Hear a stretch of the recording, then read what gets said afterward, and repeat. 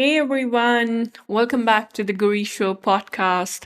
Today we have Kavitha with us on the show.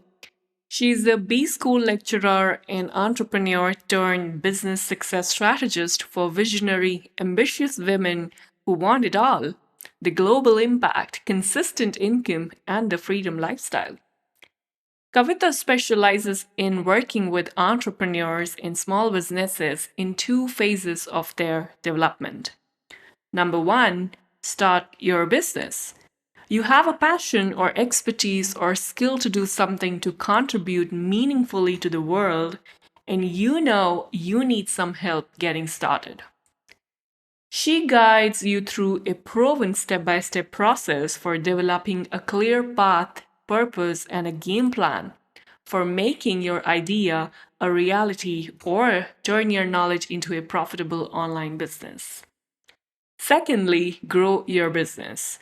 You've successfully started a business, developed products or services, and have a flow of customers, but you're stuck or not clear how to uplevel it to the next level. Kavita will guide you develop key strategies for growing your business to the next level. Now, interesting thing, my friends, is that Kavita started as a chocolate business owner. Um, she used to teach people how to create chocolates and sell them in their local areas. And she also had a chocolate shop where she used to create varieties of chocolate cakes and chocolates. I mean, varieties of chocolates, if not just the cake. And then slowly and steady, she moved on into this online business. So we're going to hear a lot from her how she transitioned from this chocolate business owner to a six-figure online business coach, and how is she doing now, and since when she started her journey, and what were her ups and downs. And we're also going to talk about what she has to share with you.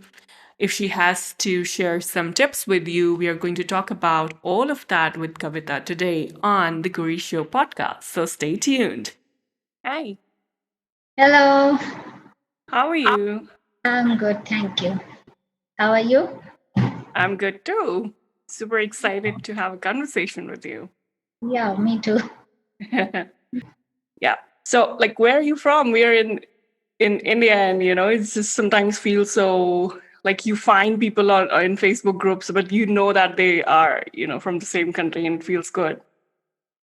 Yeah, I'm located in Kochi, Kerala, the southern tip of India. Yeah, I've been there. Of course. So you are also in India? Yeah, I'm in Dehradun. You've heard of? Yeah. Yeah, I'm in Dehradun. Okay. Yeah, most people kind of relate to like Rishikesh if they are have this or Haridwar, if they have like a spiritual um inclination. So then I kind of tell them, oh, it's near to Haridwar, it's near to Rishikesh. Otherwise, like near to New Delhi. Yeah, so for like you are in, I think we are in the same niche. We are both online business coaches. Yes. So how long you've been doing this? I got into online coaching just 1.5 years back. I was a college lecturer and teaching MBAs in business strategies. Then I quit my job for family reasons. When I conceived my child, I quit it. That was almost 17 years back. After that, like whenever I tried to get into go for a job, like whenever I had an interview schedule, that day my child will feel ill. Somehow Yeah. it so happened that I couldn't get back to the corporate job, and I took up freelancing works, various freelancing works, right from online tutoring to podcast production to editing, proofreading, and things like that. Then later on in 2008, I started my own chocolate business, wherein I Okay. also trained people in setting up their chocolate business. Oh, wow. So does that mean like physical delivery of chocolates to places? Not exactly. That was how I started initially, but then like I got into training more. So I trained people in setting up their chocolate business. Okay. Yeah, that's incredible. I would love to learn. I don't know how to make chocolate though, but yeah, business. Whenever there's a business word, it's like okay, something I can do, something I can relate with. Uh, I still have online classes in chocolate making. Yeah, that's great. Actually, I also come from teaching background. I used to teach economics. So I'm Um, MA in economics. I've done with my education back in 2012. And then I started teaching. Like I started teaching in 2010, but then like 2 years was also I was learning as well. And so then I left teaching in 2017. I just felt like there's something more that I can do. It's not the only thing for me. So then in 2017 I moved to online business. So yeah, you were teaching marketing? yes. Yeah. I was teaching economics, so somewhere related. Yeah. So like tell us your journey of this like 1 year, 1.5 year, and now I think you have a huge Facebook group. And like how do you like anything that you want to share about how did you grow that, or like a brief overview of your 1.5 years journey? Yes.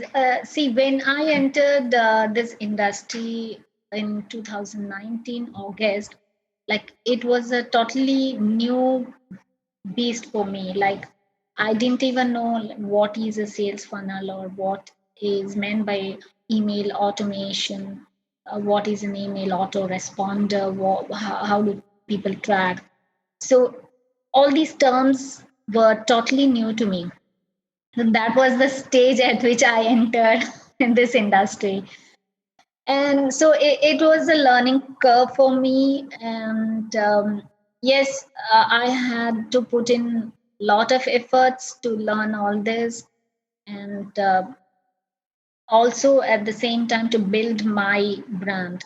Because though I had a Facebook profile, though I was present in Instagram and LinkedIn as well, frankly speaking, I didn't know properly to use it properly or effectively until and unless like I got into this online coaching industry and then took up a couple of courses and where my mentors taught me this is the objective that one has to meet or this is how things need to be get done. Um, So from there I started, and right now I have a small, I won't call it a huge Facebook group. I have crossed 970 members till date. That, by the way, that was the third group because my first two groups were flop. I was learning during that time. I didn't know what to do, how to handle it. So that was totally experimental period for me. Now this is going pretty good. Um, so I have 99, 70 members in my Facebook group. Then I have more than 2,000 friends on my FB. Then I've got two FB pages where like I've got 5,000 plus another 1,000 in the another page, and 300 plus followers in the LinkedIn, and in Instagram also. Like I have 1,000 plus 500 followers. So that and is the fan following or that has been built during this 1.5 years. Um, so I'm pretty happy with the way things are going. And right now, um, so after achieving, four figures for a while now I joined a mastermind where like I'm learning to upgrade myself to become a six-figure coach. Yeah, and that's incredible. I think we all need some kind of masterminds at, some stages, Yes. at different stages. Like when we are at six figure, we need an eight-figure mastermind. So that's a good investment. Yeah. So So that's how it's going.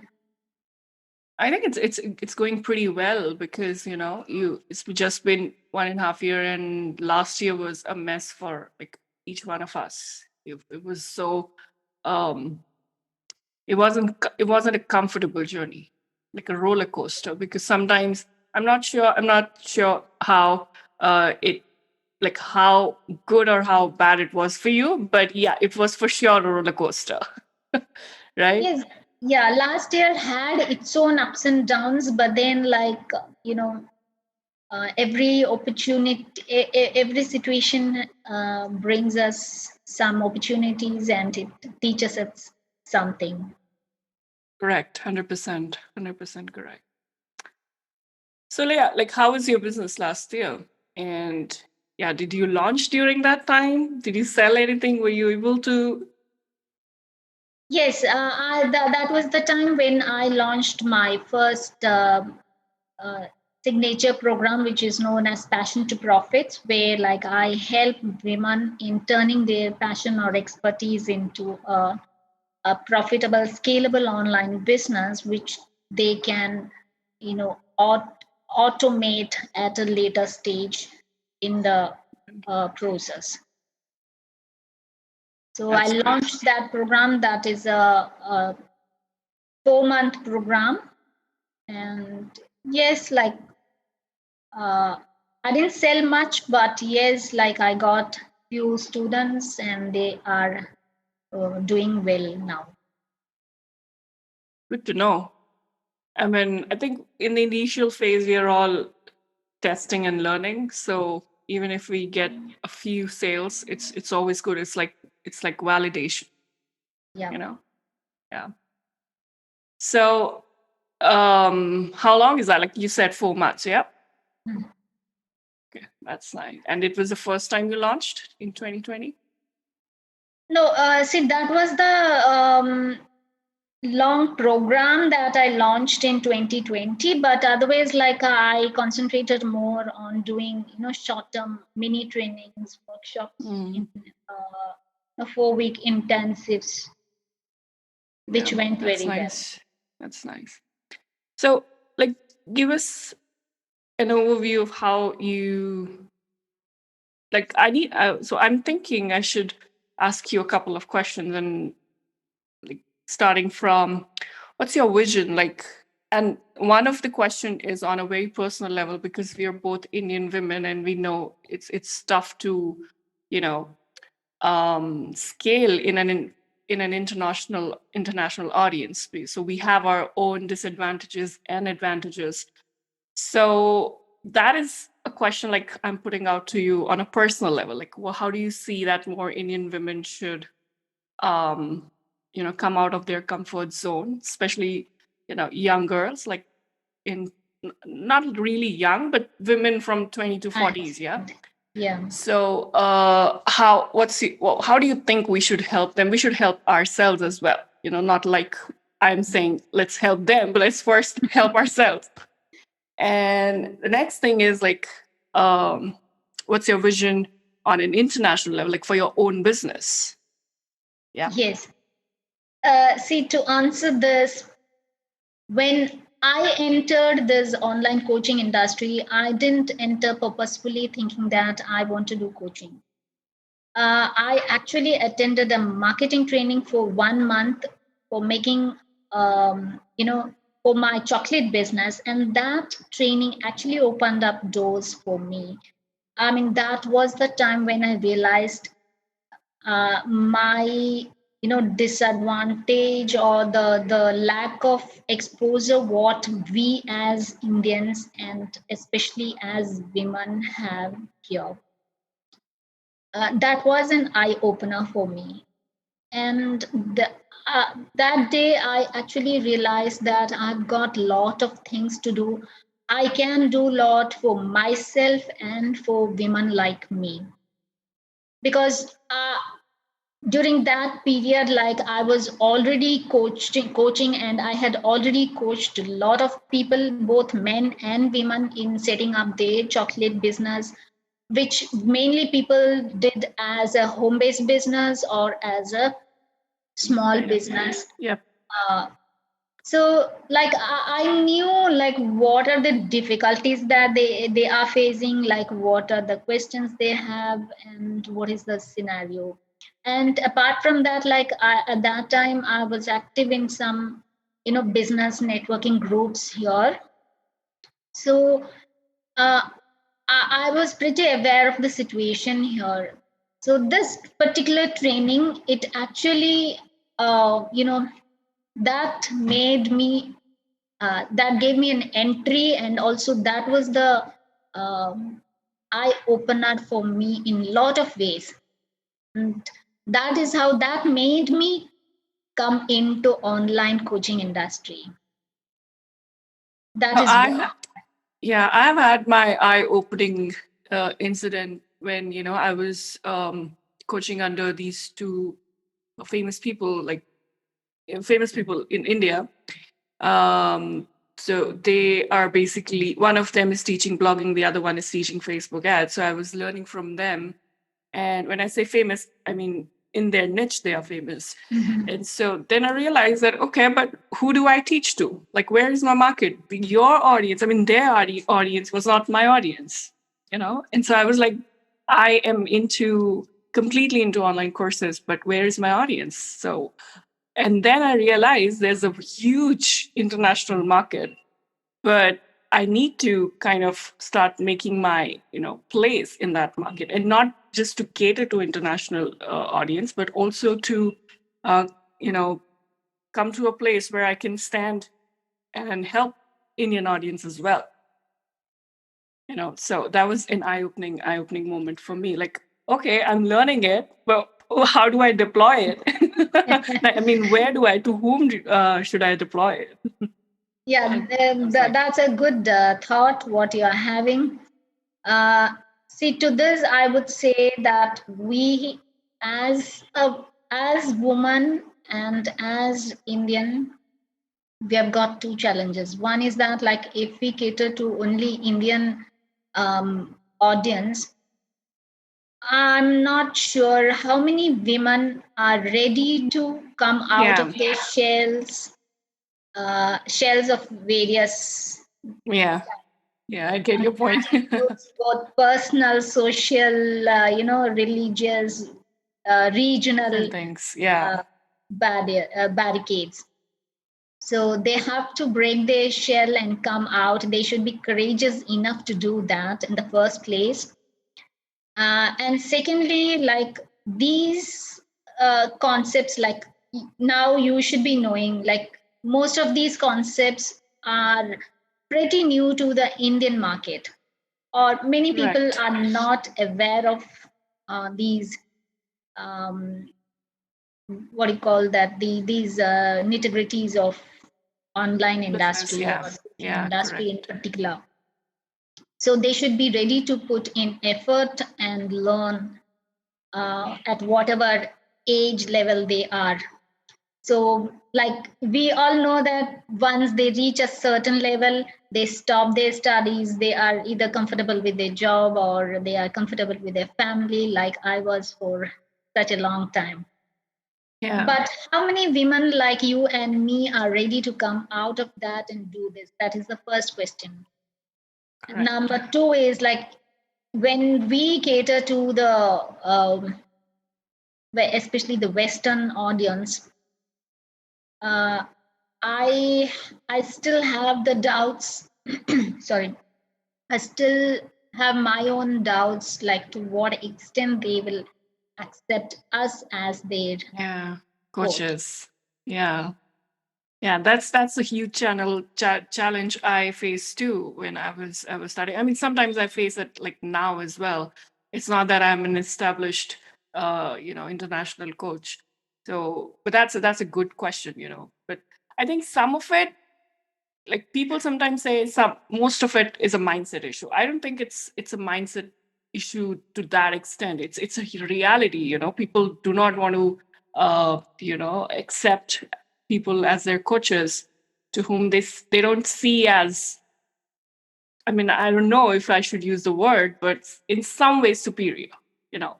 Yeah, but that, I know that's a debatable word, but I know it's not the correct word, but I just use it anyway. So No, what yeah, you it's kind of a are, thinking.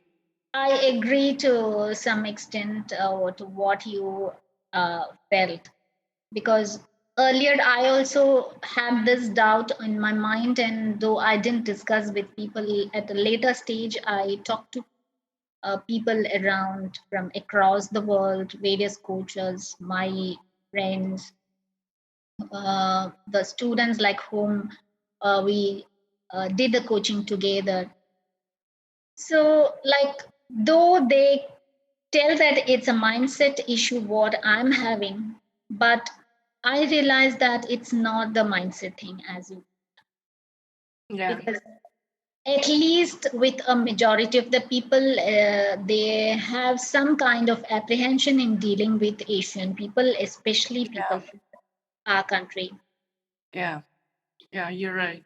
We can't blame it fully. I'm not putting the blame or making any allegation, but then like probably it's their experience, previous experiences might have made them feel Yeah, like this. But ultimately, like people like you and me and others right.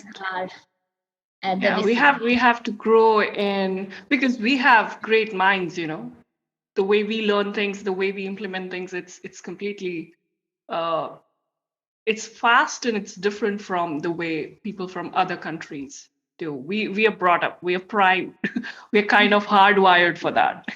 Yeah. So yeah, I'm hoping that, and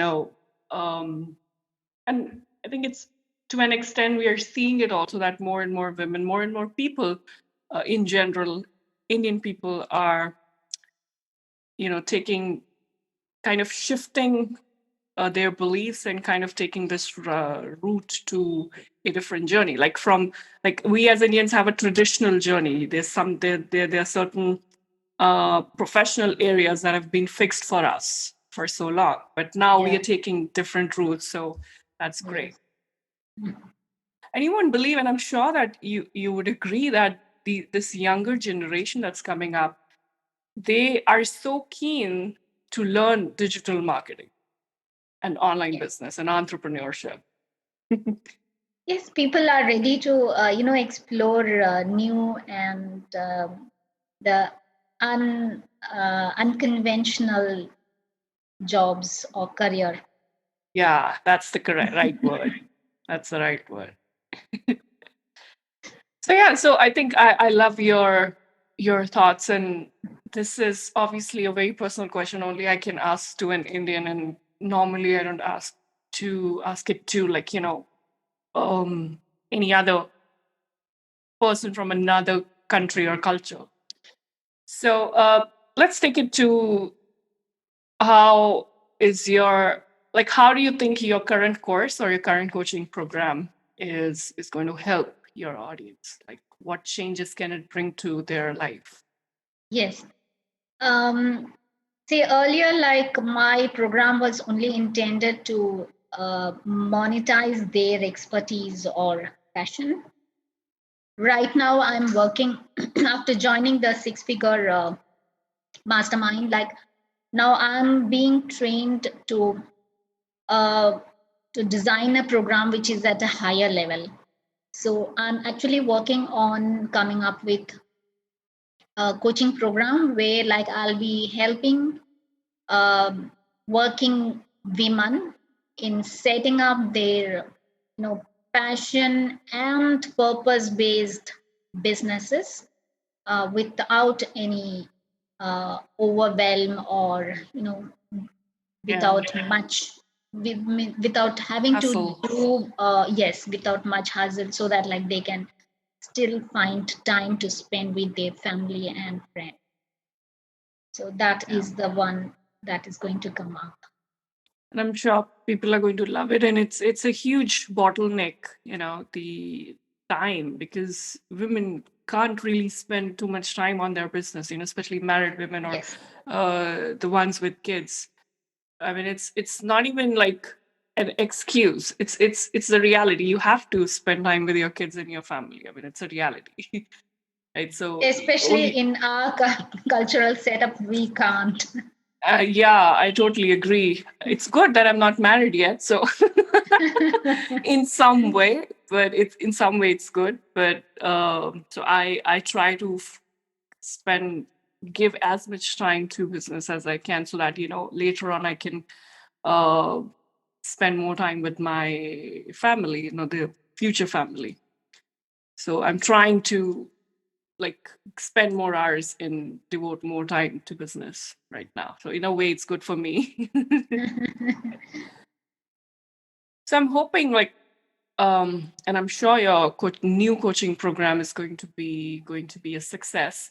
Also because so many women are looking for something like this. And so what does it cover? Like other than setting up, creating a online business environment and learning those things. Do you teach them marketing skills? Do you teach them selling skills, etc., etc.? Yeah, the program covers that, like, see, right from identifying a niche product that can become profitable and that can be scalable. We start from there, and then the course designing, and the major content will be personal branding and selling, because that those are the things where, like, most of the um students find it most difficult. Because even when I started off, like, I struggled a lot with when it comes to generating sales. Yeah. Getting clients is Initial sales, especially. yes, initial sales especially. So that part will be covered. And more than building a business, see, on one side it is, they'll be creating, making more money. On the other side, like, this is more than a business, where, like, each individual will be creating a movement, a social, um, where they'll be supporting a social or environmental cause which they stand for. And it is kind of a giving back to the society, because this Yeah. the last year taught us a lot of things. And uh, all these years, like, we have been so selfish, we only think about ourselves, we were not giving back to the society. So this program helps in becoming them self-sustainable, plus giving back to the society, to make other women, though they can come up with whatever social, economic issue that they support. But in my mind, what I have is to support women from rural India, to make them financially sustainable. And that's a great thought, great vision and mission. So, like you said, that initially most entrepreneurs, online entrepreneurs especially, face this challenge of getting those initial sales, initial feedback. So, do you want to give us some tips or strategies how the new budding entrepreneurs should do a few things or should be careful of a few things, not making those silly mistakes, so that they can start getting that cash flow as quickly as possible? Yeah, of course, I don't mind. See, the problem arises when everybody thinks about sales only when they go to sell the service or the product which they have developed. See, this particular tip applies to any product or service or coaching program. But I will tell that they have to start right from the beginning, when they start thinking about whom they are going to serve, or who is going to be their ideal customer avatar. Yeah. So Correct.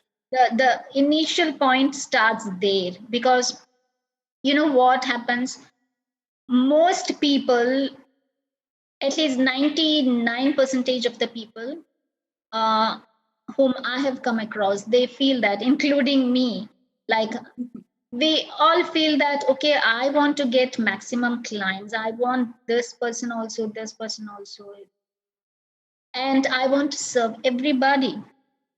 So that is the Yeah. attitude of the people, or the thought process goes that way. But they have to niche down, they have to, come up with just one single client whom they can serve. If they are ready to do that, then selling will be easy. They Yeah. need not be salesy, they need not worry too much about like what sales techniques they need to use, because actually speaking, selling is easy. You need not follow a set of rules or regulations, or this is how selling has to happen, nothing of that kind. That is one thing which always pulls people back, because people think Yeah. that selling is a complicated process, whereas it is not like that, my dear friends. You Yeah. can sell in Correct. whatever way you want. If you already have your ideal customer avatar, and if you are, as long as you are providing value to them, it will be easy for you to sell anything. I so love this idea, and also that as long as you know what you're offering and how it's going to help the other person, Yes, like if what's the purpose of this product that I'm selling, how it's going to change or how it's going to help my perfect um client description, you know so if that is clear in my mind, or in anyone's mind, then it just eases the whole process and journey. absolutely. So I like the idea that the fundamental thing is that you get clear on who is your client and how the things are going to your offer is going to help them, right? Correct? Yes, yep. Yes. And then anything that you feel that this is the mistake or this is the myth that we shouldn't get entangled, we shouldn't get ourselves entangled with, or something like that.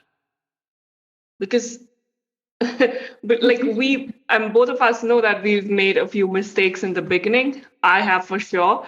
And so in like if I were to suggest my audience, I would say that uh don't, like, one of them is obviously don't forget to describe your client avatar, at least in your mind, if not on paper and in everything.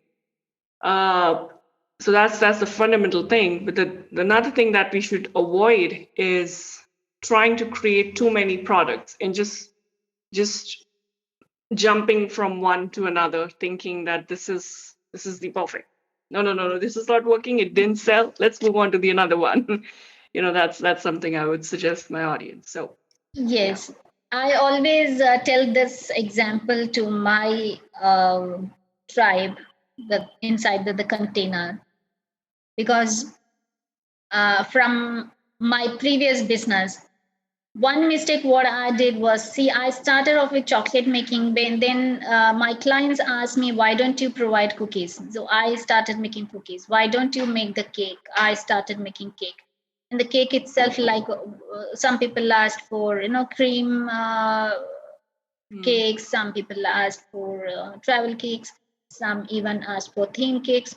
And I started catering to all kind of people, thinking that, okay, I'm getting more orders. But actually that was a great mistake. Yeah. So that is one advice or what I have to share with people, because at that stage, like me, you will also feel that, okay, you want more clients, but that is actually a myth. That will be a huge mistake what you will be making. Instead, cater to stick on to just one product, or related product, and just cater to that particular specialty, because the more you specialize in something, more people will come to you. Agreeing. Correct. Yeah. And so, can you elaborate a little bit on how it affected your business? Like how this mistake kind of, because, I believe that when you tell people don't do this, people are like, but why not? I mean, Yeah. how will it affect me? And so they go ahead and do that. Yes, I'll tell you what. See, I told you earlier that I started my chocolate business in 2008. And like, since nobody was doing chocolate making into that deep, like, I got media attention, and a lot of lot many bakers came and learned from me. So like, I became a celebrity chocolatier in Kerala, and like, I even got students from other neighboring states as well. So that was the time when I started, expanding to other areas like cookies, cakes, this, that. And what happened was that uh, I actually lost my specialty there. And though there was still not many people who were doing chocolates to that extent, because even now I can claim that, like, there are certain varieties which nobody makes. That is my specialty and my USP. So instead of concentrating on that, like, I got carried away. That should be the Yeah. apt word there.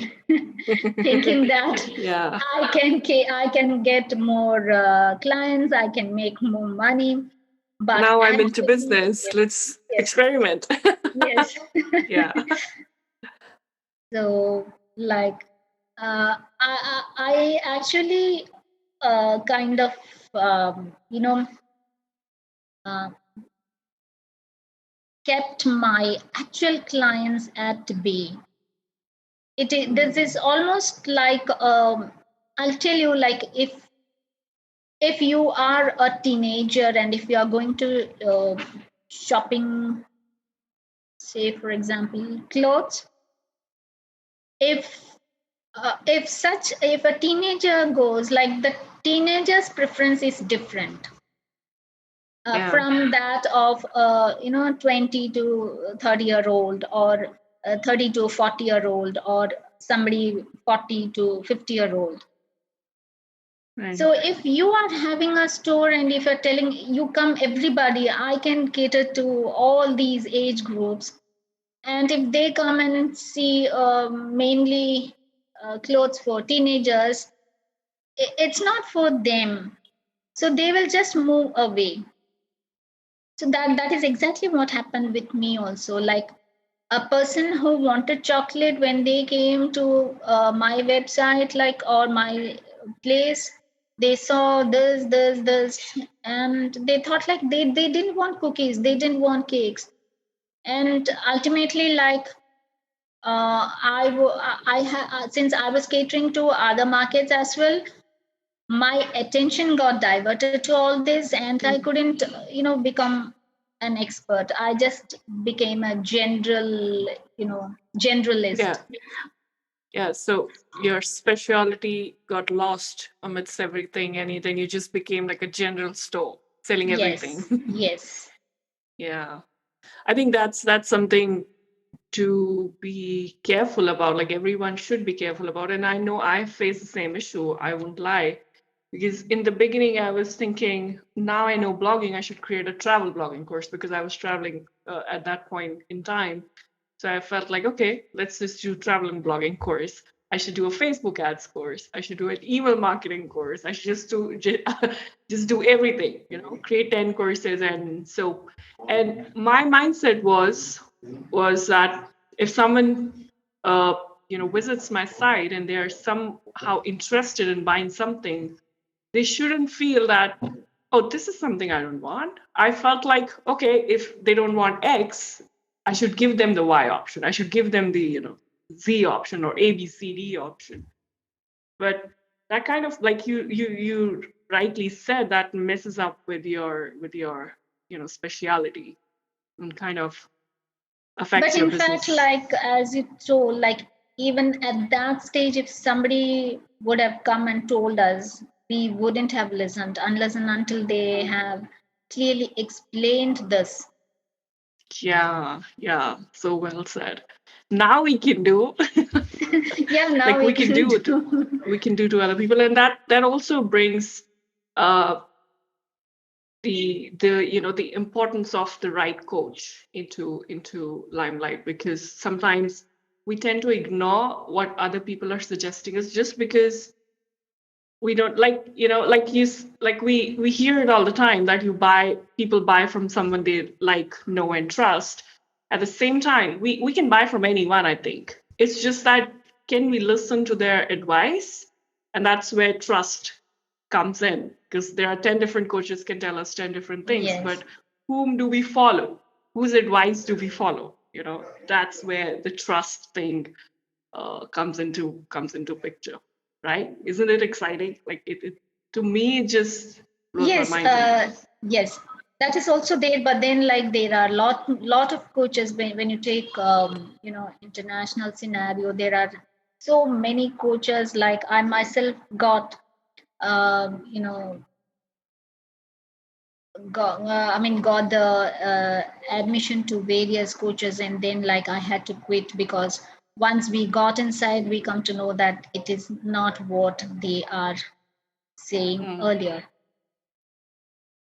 So like that is one thing where again this trust factor comes. Unless and until you know this person for a while, you know like what quality training this person can provide, whether he or she is reliable, whether they are delivering the results. So all these things Yeah, need to be considered. yeah.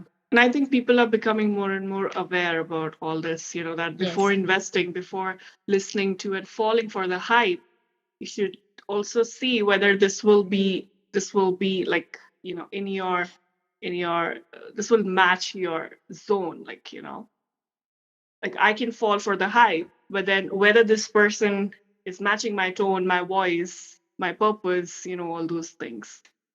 Yes. And like you said, whether that person is reliable or not. Yeah. So you want to add anything to that? No, see, that is all, like, especially when you are looking for a coach, because I'm telling this from my experience, because I had lost a lot of money and time, because of this particular factor.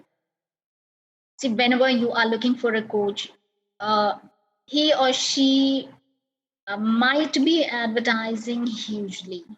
They might be marketing,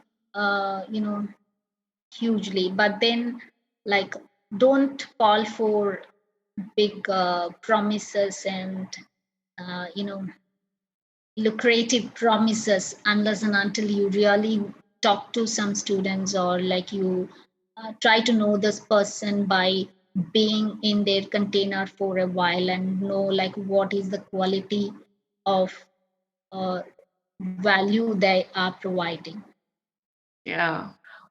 because a lot of Yes, hype is yes, going yes. on around. I have even come across uh, coaches where like they show off as a hugely successful 7 8 figure coaches, But they're and not. once you go inside their container only, like you understand that whatever they are telling is crap. There is Mm, absolutely no value. So a lot of yeah. things are going on there, like people can create image um, using a lot of different ways, but authenticity counts there. Authenticity is the key word there. Look for authentic person. Yeah. And I agree, it's how much you put out there should be proportional to directly proportional to how much you put inside the container. It shouldn't be inversely proportional. Like one is, yeah. I think you get my point. But sometimes people feel that they have to spend so much time on the marketing side, and delivering is just like you have to just do 20 videos and that's it. And I'm not saying that go beyond 20 videos. What I mean is that it's not just for the sake of doing 20 videos. It's not the number of videos or the number Yeah, of or the duration of the training program. It's the quality yeah, what they are providing. agree. Agree. Like to what extent it can help people. Yep. Yeah. So what are your future plans, and where does your like where do you stand? Where does your business or your coaching program stand now, and what is your future plan?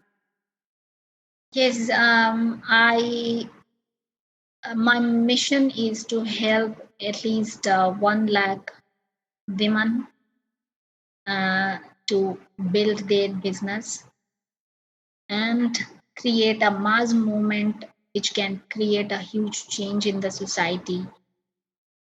So that is That's lovely. one thing. And I know that like it's a huge mission, but I'm hopeful I can achieve it one day. For sure, 100%. Let me know if I can help at any point in time. Sure. And right now, are you in the middle of your coaching program? Or, my question is like, do you have slots? Okay, if 4 months, 10 people join, then it's 4 months, it's packed. And then you reopen for another 4 months. Yeah? Yes, that is how the program goes because uh, it's not open all the time Mm, because since I want to give quality, like it's open for just one batch, and once the batch completes, only like we'll be opening for the next intake. okay. And so right now you're in the middle of, uh, Yes, because okay. the batch started in Jan. Now the next intake will be in May. Okay. And so how do you spread the word out? Like, if you want to use this platform, this episode to kind of invite people and offer them a free training, you'll go ahead and do that. See, I mainly go only by organic. I have done only organic marketing till now for my coaching programs. And well, my you know main what I believe is that I don't want a huge people joining in thousands of numbers and me diluting uh, the Impact. interaction Yeah. between them Okay. and the quality of the program what I'm giving to them. Instead, like I prefer to have small batches where like I can interact at a one-on-one level, though it is a group coaching program, and I want them to get results within 90 days is what we say, but the course will be launched in 30 days, and the next 60 days they'll be selling the program so that like they start making the money as early as Yeah. possible, because Yeah. I know the difficulty what I have gone through, and I don't want that to happen to my students. Yeah. And that's why we are helping them, that they can save time and energy and money that we were not able to. So the next intake is in May, which is for the passion and profits program. But then, like before May, I'll be coming up with another program, which is going to be a high ticket program, which is mainly for corporate women who want to quit their 9 to 5 job and want to start a business around their passion, at the same time build, a purpose based uh, program. I mean, purpose So, based business, not program, business. and what's, like you said, it's high ticket. So what's the difference between this high ticket and the normal coaching program, Passion to Profit, Yeah, the normal coaching program cost will especially? enable a person to get 4 to 5 figures initially, unless and until they scale it up or they have got years of experience and they already have built their audience. Whereas in this high ticket program, like it is going to be like they initially itself, it will be a 6 figure launch for them. Okay. Yeah. That sounds And great. That cost sounds wise great. also, like it is going to be different. My passion to profits is just 2000 USD for the whole program. Of course, I do have payment plans, and this one will be somewhere around 5K. Yeah. And that's a good place to start, these high ticket programs of such caliber. So 5K is a good place to start. Yeah.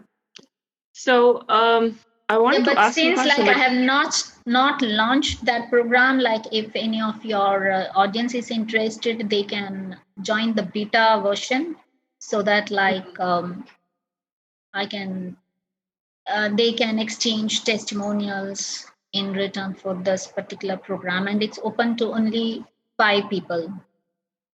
I have not started calling for that because this program is under construction, but if anybody is interested, they can waitlist for the beta program. and so how should they contact you? Is Yeah, there they a, can DM me, or they can contact at kavitharajeevkumar.com. okay, okay, that's great. And so I think we are moving towards the end of the episode. There's one question that popped in my mind is, what's your main source of traffic? Like, is the Facebook group your main uh, traffic source, or the platform where you interact with your audience the most? Or do you have, like, I know you mentioned that you have Instagram and you're also catering to other platforms as well. But like, what's your main platform? My Facebook profile. Oh, okay. So you interact there and then Yes. you funnel people to your Huh. Facebook group or anywhere else. Yeah, that's great. I know this, but I miss on that. I just don't know. Like a Facebook profile, and I know it's a good strategy as well. But yeah, I think I need to work on that. Facebook profile is a Off the very record, good like place. I do offer. Even yesterday also, like I had a 3 hour masterclass on that particular topic. So Hmm. every month there is lot of requirement for that. So every month, like I'm having one masterclass on that particular topic where people can use their Facebook profile to get more leads and clients organically. Yeah. Yeah. I'm because my well I don't want to go about in sharing my experience to that extent, but I haven't been taking Facebook as my first preference, and that's the reason why I've never focused so much on my Facebook profile, but it is coming into spotlight, and so I know that I need to focus on the Facebook profile so So much. how are you marketing? Which I platform am I have a works for you? small Facebook group where my thing is that I kind of get few clients that I kind of work with only few clients that I handle their project as well. So I coach them plus the handling as well. So they kind of, I touch my goal monthly goal with them. Okay. Yeah, but it's like I want to move to evergreen and like not just focusing on just a few clients. And I want to move to evergreen, and I'll be doing that soon, very soon in 2021. Good. But my podcast is my first preference. Mhm. Yeah. So, you want to end on a special note, like you want to share anything, a quote of yours, or yeah, where do you want to end this? Um, See what I want. This is a special message for the women who are listening out there. See, we are all born with some kind of talent within us. Nobody is there without any talent. And and what you need to do is like just come out of your shells where whatever you are having right now and create a, a new path for you, monetize your passion or expertise, whatever it is. You can even work from home. That is the beauty of it. Yeah. It's not only about the financial stability, it brings in security, it brings in the freedom of choices, it boosts your confidence, it totally transforms you as an individual. Yeah. And that is what like uh, we need in today's world, because from my experience what I've seen, women across the world are treated the same, whether it is India Correct. or US or some other place.